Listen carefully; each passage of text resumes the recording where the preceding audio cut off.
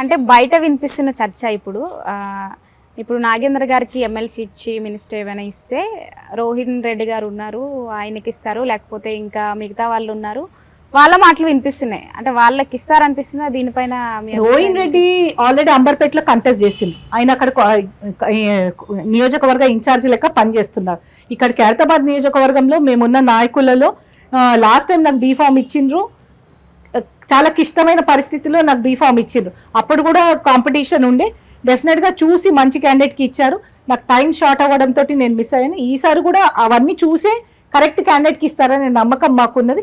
ఎవరికి ఇచ్చినా కానీ కాంగ్రెస్ బీఫామ్ మీద గెలిపించుకునే బాధ్యత మాది. అంటే ఆయనకి ఇక్కడ ఖైరతాబాద్లో ఉందంటారా ప్రజాదరణ? ఇక మేము అది చెప్పవసరం లేదు, ప్రజలు చెప్తారు, అధిష్టానం చూసుకుంటుంది.